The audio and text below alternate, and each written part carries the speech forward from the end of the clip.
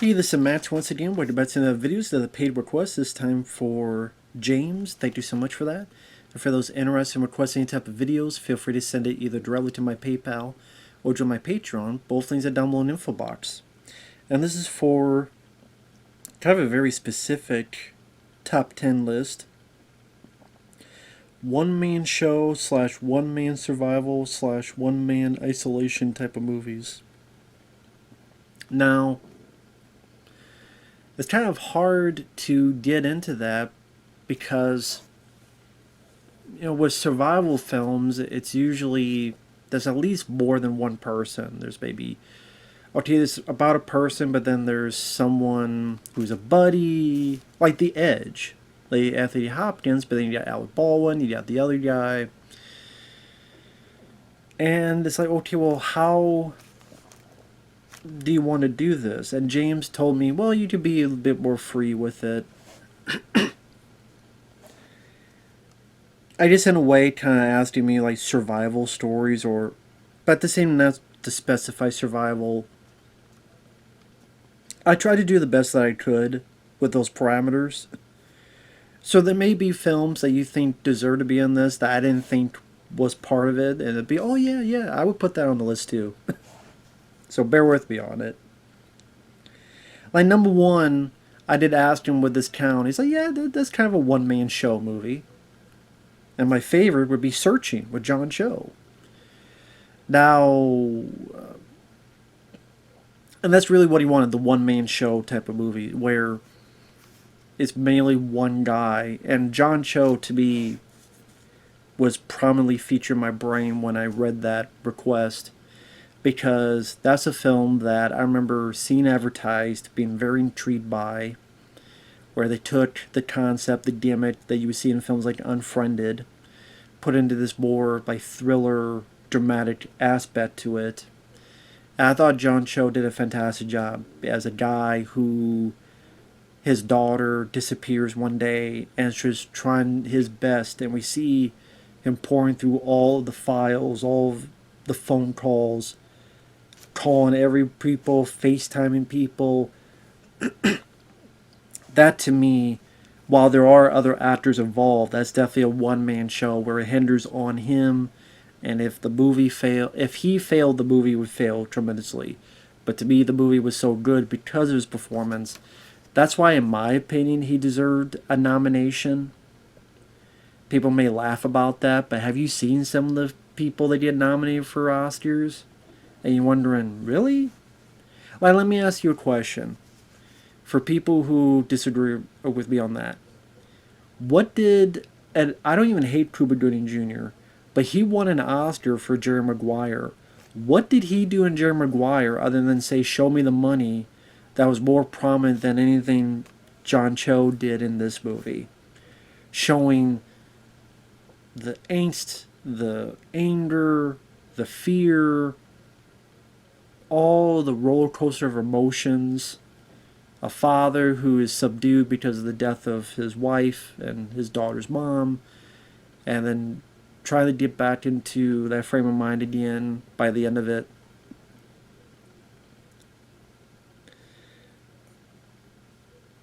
To me, it was a tour de force. I was with him every step of the way on his journey to try to find his daughter. Done it in this very interesting, different, unique format.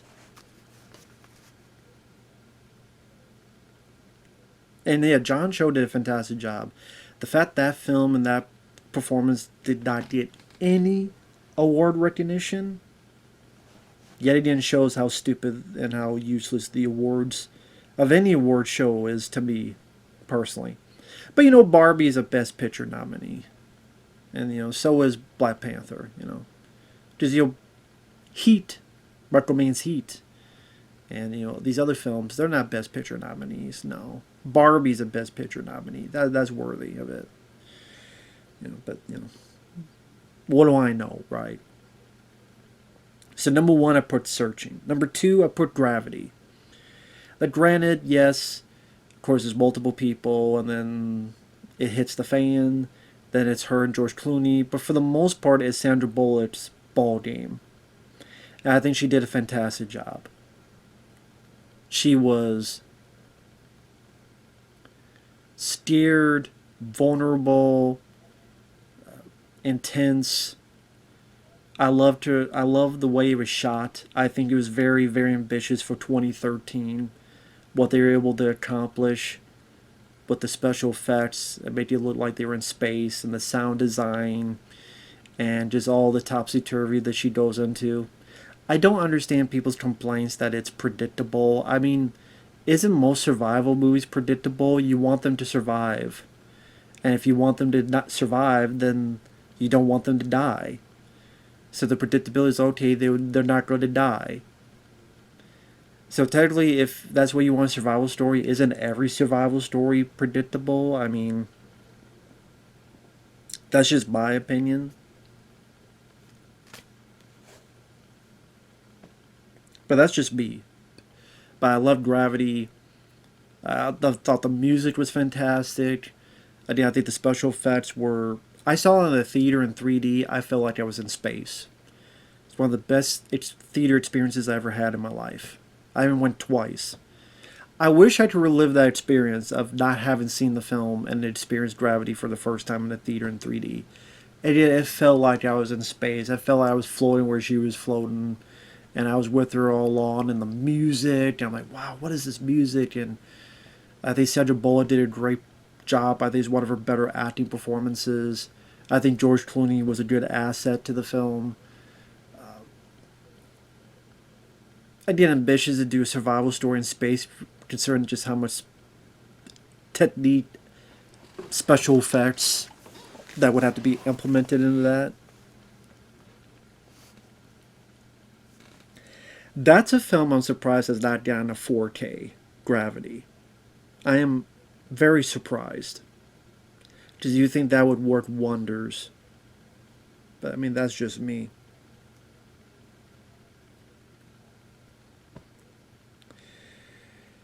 Number three, piggybacking on that, Hours with Paul Walker.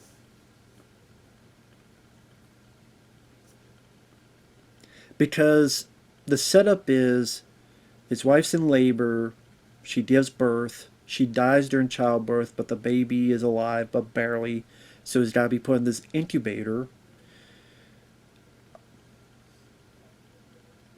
Weirdly enough, a hurricane, I think it was a hurricane, comes by, demolishes a lot of stuff. Everyone in the hospital has to leave. But amidst all the kerfluffle, they left the baby, and Paul Walker stays there to take care of his baby. So it's Paul Walker take care of his baby, keep the incubator running, get the generator, keep that pumping, trying to get help, get helicopter, trying to find help in every way. And that's a good one-man show for Paul Walker. It showed that he could really do drama. He could really do... It showed his acting chops. And it's such an endearing story of what a father would go to save his baby, who's in its most vulnerable state, not being able to breathe on its own, and dealing with either looters or getting electrocuted, fried for a bit, and malnutrition and lack of sleep. Because it's one of those things, like, it goes off like every, 10-15 minutes, and he's got to keep doing it, so you have a lack of sleep. Just a lot of turmoil for the character to go through that you're with every step of the way. And Hours is a very, very underrated film. Highly recommended to anyone. If you watch the trailer, great. I mean, well, the trailer gives a lot away, to be fair. So I would say don't watch the trailer. Look at the poster, read the synopsis. If it intrigues you, definitely worth a look. I think Hours, it is a very underrated one. That's my number 3.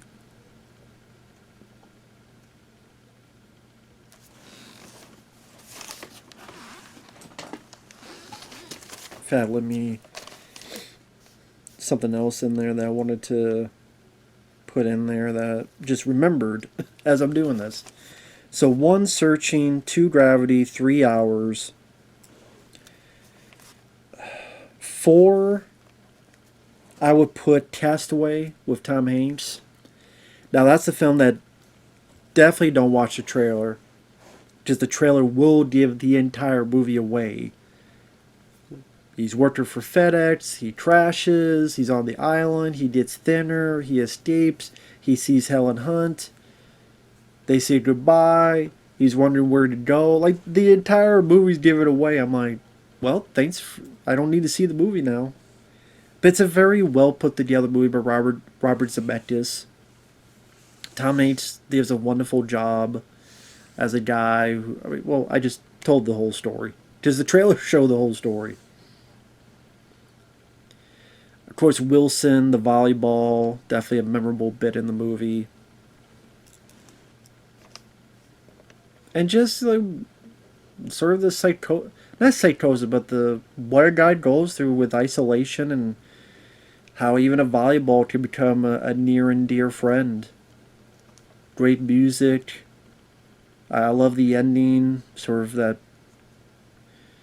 I mean, granted, it's very, very on the nose of literally at a crossroads. It's one thing, okay, you're at a crossroads of life. No, he's literally at a crossroads. So it might not be the most subtle thing, but it still worked. And I think Tom Hanks gives one of his best performances in that. And again, the music is very beautiful to listen to. And yeah, I think it's definitely got to put it on the list there. Number 5, I know this is cheating, but I'm going to put it on here anyway. These one-man shows. I'm going to say Rear Window. I'm going to say Rear Window. Now, I was going to say Road Games, but you know what? Fuck it. I'll say Rear Window and Road Games. It's my list. Now, Road Games I like more so I'll say Road Games and Rear Window. I'll put it that way. Because without Rear Window, there would not be Road Games, but Road Games I like more, but I do like Rear Window. Being in one location or one setting, one placement, and you're seeing the outside world from their perspective. And while there are characters, it's definitely their focus, their point of view that the movie is showcasing. In Rear Window is Jimmy Stewart, after a broken leg, trapped in his apartment, seeing the outside world, trying to figure out what's going on, bits and pieces here that he's trying to put together in his journalistic mind. Did he see a murder occur? Stacy Teach, he's in Australia. He's driving a truck. And while there are people like Jamie Lee Curtis and Road Games that do pop in, it is mostly a one-man affair. And I think Stacy Teach does a wonderful job. I think he is very personable and relatable, just in the way he talks to himself, or his dingo, which he finds out is not quite a dingo.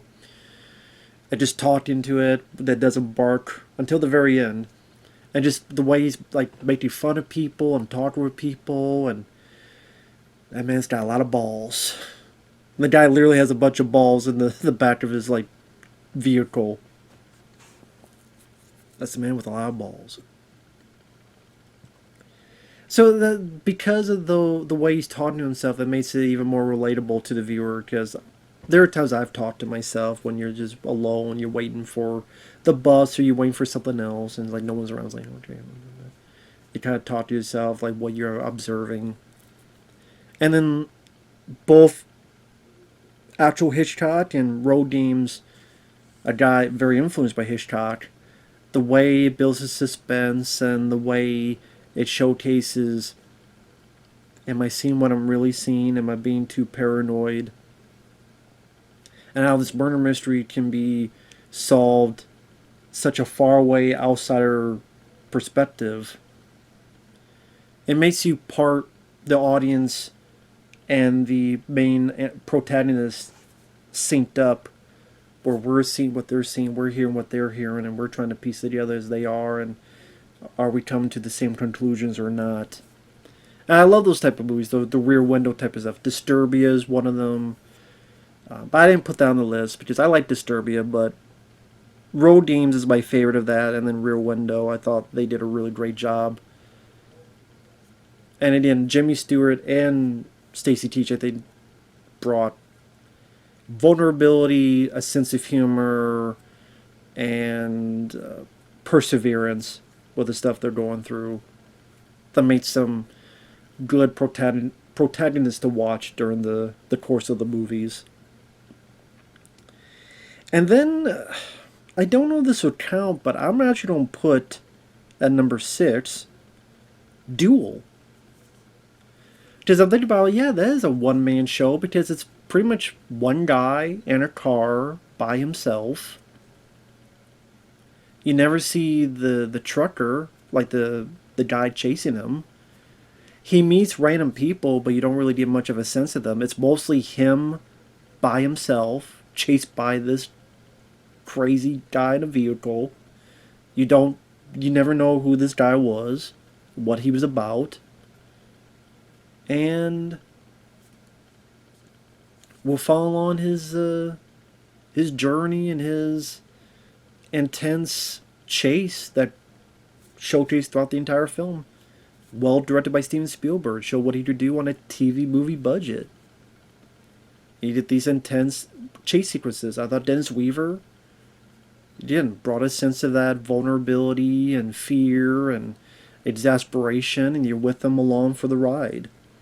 So definitely put Duel on there. Now there's other films, I mean, I'll get to more, but there's other films I wasn't sure to have on there. For example, Falling Down. I mean, that is a great performance.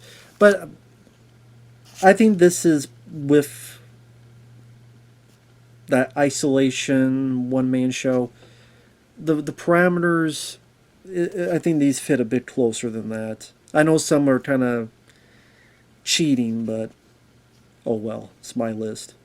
1, Searching, 2, Gravity, 3, Hours, 4, Castaway, 5, Road Games and Rear Window, 6, Duel, 7, I put The Martian, Matt Damon, who's been left on Mars. He's got to figure out a way to science the shit out of this to survive.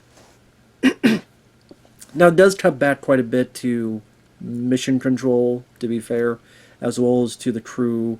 They have to make the decision of to keep going back to Earth or to swing around and go back for him.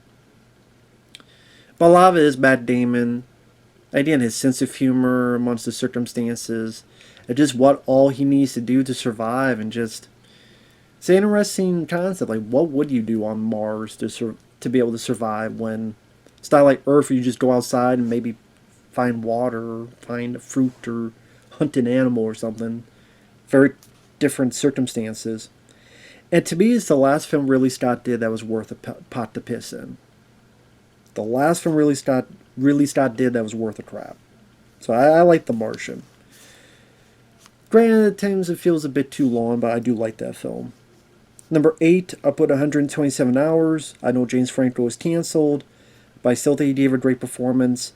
And just the true story itself, a guy, his arm trapped against that rock, and all the days that go by, just trying to, in this such claustrophobic, trapped setting, just what do you do on a daily basis, and how you try to get out, how you try to survive, how you do all this. I mean, and then the hallucinations that he has. I thought Danny Boyle did a nice job making it so that the film doesn't seem boring.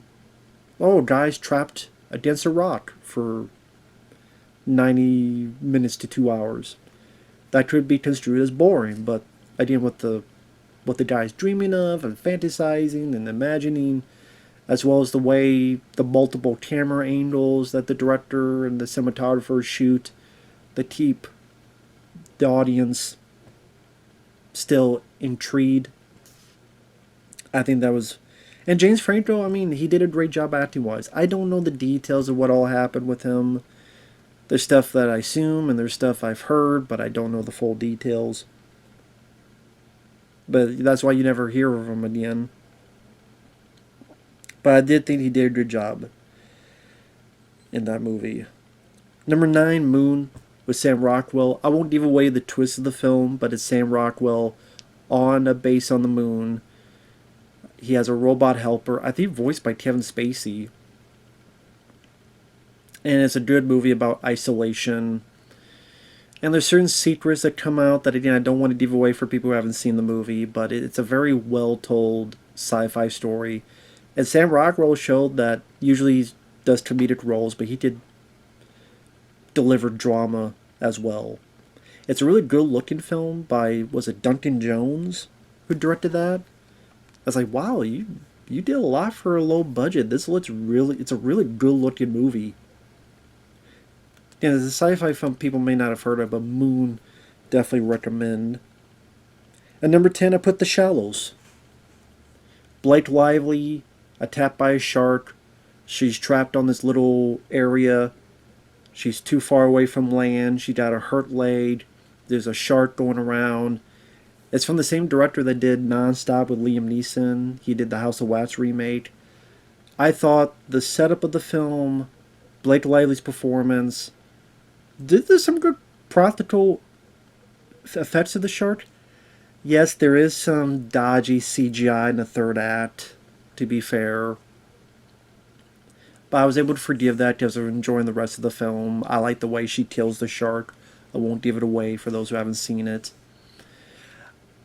One of the things I love the most is she has a friend, a seagull, that she calls Steven Seagull. That kind of, that was just perfect. Is that of course she would call it that. I would call it that as well. So to me that was just perfect.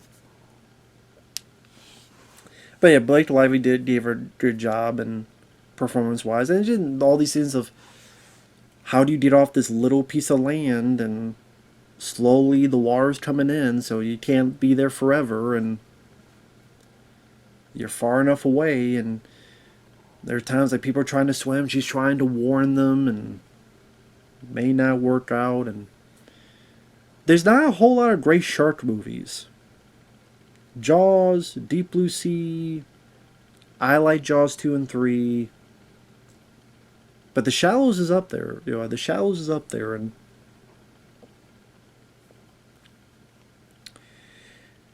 that's my top 10. Searching, Gravity, Hours, Castaway, Road Game / Rear Window, Duel, The Martian, 127 Hours, Moon, and The Shallows.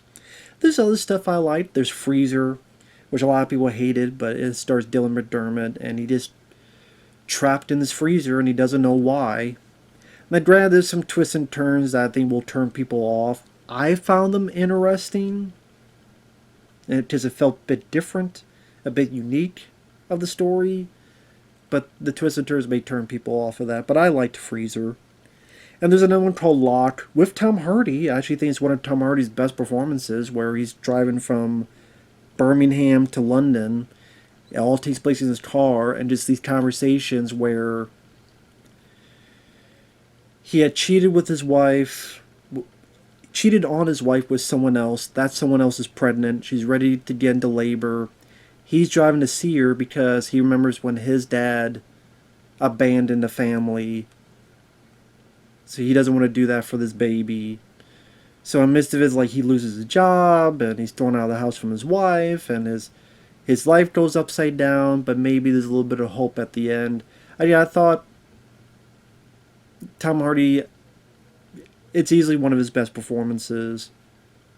It's all done within the car and phone conversations. I thought simple but effective, but didn't quite make my top 10. But Locke, Locke, I did like that one. But that stuff intrigues me, because it intrigues me of what you do with a limited amount of resources or limited amount of people to work with and talk to.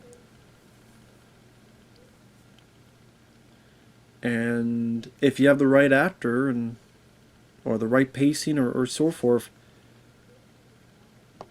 maybe you made something work that seems very